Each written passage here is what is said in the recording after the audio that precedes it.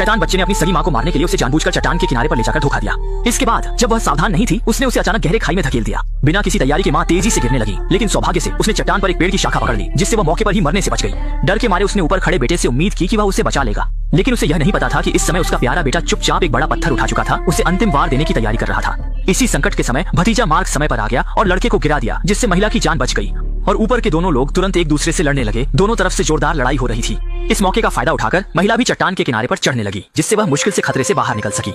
लेकिन इस समय दोनों लोग पूरी तरह से लड़ाई में डूब गए थे। उन्हें यह भी नहीं पता था कि उनके पास ही गहरी खाई है। इसी समय महिला जो अभी अभी ऊपर चढ़ी थी, तेजी से दोनों गिरते हुए लोगों को पकड़ लिया, जिससे त्रासदी होने से बच गई। लेकिन क्योंकि वह एक हाथ से एक बच्चे को पकड़ रही थी, जल्द ही उसके दोनों हाथ थकने लगे और उसके हाथ अभी अभी घायल हुए थे। अब उसे एक बच्चे को छोड़कर दूसरे को बचाना होगा। लेकिन यह स्थिति महिला को मुश्किल में डाल देती है, क्योंकि एक तरफ उसका भतीजा है जिसने अभी अभी उसकी जान बचाई थी और दूसरी तरफ उसका सगा बेटा है। हालांकि बेटा अभी अभी उसे मारने की कोशिश कर रहा था, लेकिन एक माँ के रूप में वह किसी भी हालत में अपने बेटे को छोड़ने के लिए तैयार नहीं थी। लेकिन महिला को यह नहीं पता था कि उसका प्यारा बेटा वास्तव में एक जन्मजात बुरा व्यक्ति है। और कहानी कुछ दिन पहले से शुरू होती है। लड़के मार्क की माँ दुर्भाग्य से बीमारी के कारण मर गई और व्यस्त पिता ने मार्क को अपनी बहन के घर पर छोड़ दिया। रात में मार्क अपनी माँ को बहुत याद कर रहा था, इसलिए वह अपनी चाची की गोद में जाकर रोने लगा। लेकिन यह दृश्य ऊपर वाले कमरे में मौजूद भाई हेनरी ने देख लिया। वह सोचता है कि मार्क के आने से उसकी माँ का प्यार छिन गया है और मन में बदला लेने वाला हेनरी फैसला करता है कि वह अपने इस चचेरे भाई को जिंदगी से भी बदतर हालात का स्वाद चखाएगा। अगले दिन हेनरी मार्क को अपने तथाकथित गुप्त ठिकाने पर ले गया और उससे अपने बनाए हुए नकली आदमी के बारे में बताया। इस समय मार्क पूरी तरह से भ्रमित था। उसे समझ नहीं आ रहा था कि भाई उसे नकली आदमी क्यों दिखा रहा है। इस समय हेनरी ने कहा अगर मार्क उसकी थोड़ी मदद कर दे तो वह उसे जिंदगी भर न भूलने वाला दृश्य दिखाने की गारंटी देता है। और इसे मजेदार समझकर मार्क ने ज्यादा नहीं सोचा, बल्कि अपने भाई के इशारे पर नकली आदमी को उठाकर एक पुल पर ले आया।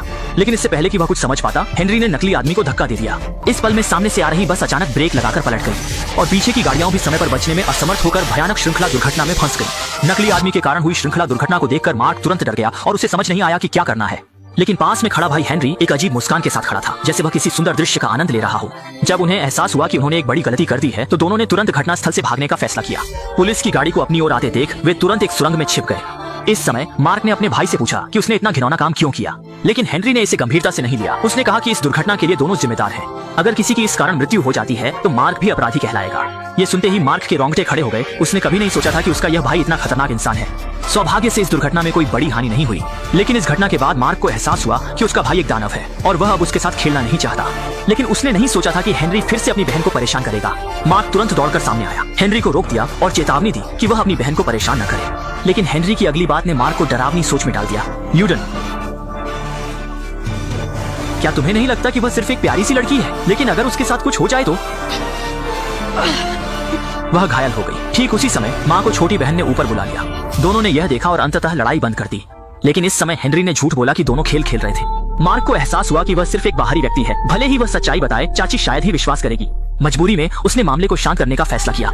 हेनरी की अपनी बहन को नुकसान पहुंचाने की चिंता के कारण मार्क उसके आसपास एक कदम भी नहीं हटता था। यहाँ तक कि रात में भी उसके कमरे में फर्श पर सोकर उसकी रक्षा करता था। लेकिन इसके बावजूद अगले दिन जब वह नींद से जागा तो उसने देखा कि बिस्तर पर उसकी बहन कहीं नहीं थी। इस पल में उसे एक बुरा एहसास हुआ। लेकिन जैसे ही वह जल्दी जल्दी कमरे से बाहर भागा, उसने चाचा चाची की बातचीत से सुना कि इस समय हेनरी अपनी बहन को स्केटिंग कराने ले गया है। मार्क को तुरंत चिंता हुई और वह स्केटिंग रिंग की ओर दौड़ा।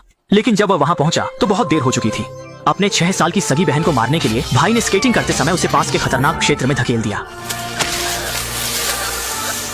कुछ ही देर में लड़की के पैरों के नीचे की बर्फ की परत बोझ सहन न कर सकी और टूट गई।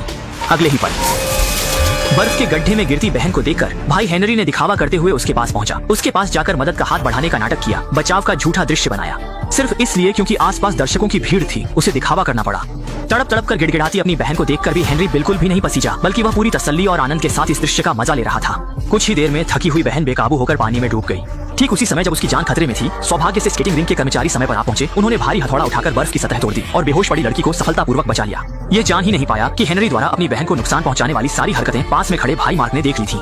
जल्द ही लड़की को अस्पताल ले जाया गया। सौभाग्य से वह केवल थोड़ी देर के लिए बेहोश हुई। उसकी जान को कोई खतरा नहीं था और अस्पताल में बिस्तर के पास दिखावा करते हुए भाई को देखकर मार्क ने चाची को सच्चाई बताने का फैसला किया। अगले दिन जब चाची अकेली थी, उसने उसे बताया कि बहन का पानी में गिरना कोई दुर्घटना नहीं थी, यह सब भाई हेनरी ने किया था। लेकिन चाची ने सुनकर बिल्कुल भी विश्वास नहीं किया। उसे नहीं लगा कि उसका बेटा ऐसा भाई बहन को नुकसान पहुंचाने वाला काम कर सकता है।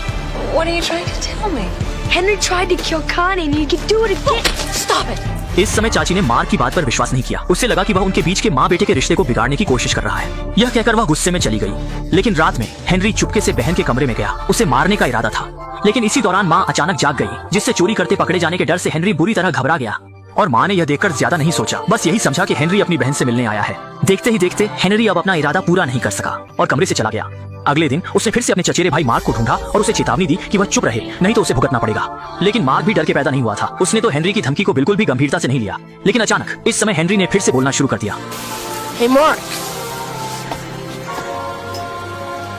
don't fuck with me. इस समय मार्क को अच्छी तरह पता था कि यह शैतान चचेरा भाई फिर से कुछ करने वाला है। और सच में उसी रात उसने देखा कि हेनरी बिस्तर से गायब हो गया था। वह जल्दी से अपनी चचेरी बहन की स्थिति देखने गया। अच्छा हुआ कि हेनरी ने अपनी बहन को नुकसान नहीं पहुंचाया। तभी उसने रसोई में कुछ हलचल सुनी। लेकिन जैसे ही वह नीचे उतरा, चचेरा भाई हेनरी उसके सामने आ गया और उसने स्वीकार किया कि उसने खाने में जहर मिला दिया है। लड़का पागल की तरह घर के खाने को नष्ट करने लगा, क्योंकि उसके शैतान चचेरे भाई ने कहा था कि उसने खाने में जहर मिला दिया है। लेकिन उसे नहीं पता था कि चचेरा भाई हेनरी उसे धोखा दे रहा था। उसने चुपके से यह बात माता पिता को बता दी और मार्क की आधी रात को खाने को नष्ट करने की हरकत ने माता पिता को उसे अजीब समझने पर मजबूर कर दिया। उन्होंने उसे कमरे में बंद कर दिया और यहाँ तक कि उसे मनोवैज्ञानिक डॉक्टर से इलाज कराने की बात कही। अब मार्क के पास कोई सफाई नहीं बची थी। लेकिन तभी मार्क ने खिड़की से देखा कि उसका पागल चचेरा भाई किसी तरह से आंटी को दूर करने की कोशिश कर रहा है। मार्क ने महसूस किया कि स्थिति गंभीर है और जोर से चिल्लाने लगा इस सब को रोकने की कोशिश में। लेकिन कमरे की ध्वनि रोधकता इतनी अच्छी थी कि आंटी उसकी चीखें नहीं सुन सकी। देखते ही देखते अनजान आंटी शैतान चचेरे भाई के जाल में फंसने लगी।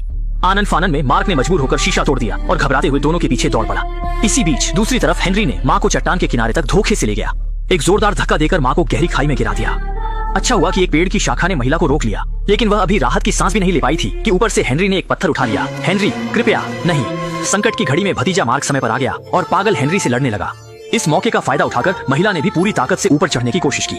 देखते ही देखते दोनों चट्टान से गिरने वाले थे। तभी उसने एक तीर की तरह दोनों को पकड़ लिया। लेकिन महिला की ताकत सीमित थी। अब वह सिर्फ एक बच्चे को बचा सकती थी। लेकिन इस स्थिति को देखते हुए हेनरी ने तुरंत चालाकी दिखानी शुरू कर दी। लगातार माँ से माफी मांगते हुए कहा कि वह आगे से अपनी गलतियों को सुधार लेगा, ये संकेत देते हुए कि माँ उसे बचा ले और चचेरे भाई को छोड़ दे। वहीं मार्क ने अब कोई उम्मीद नहीं रखी। आखिरकार वह आंटी का अपना खून नहीं था। इस समय महिला भी पूरी तरह से दोराहे पर थी। अंत में गहन विचार के बाद उसने कठिन निर्णय लिया।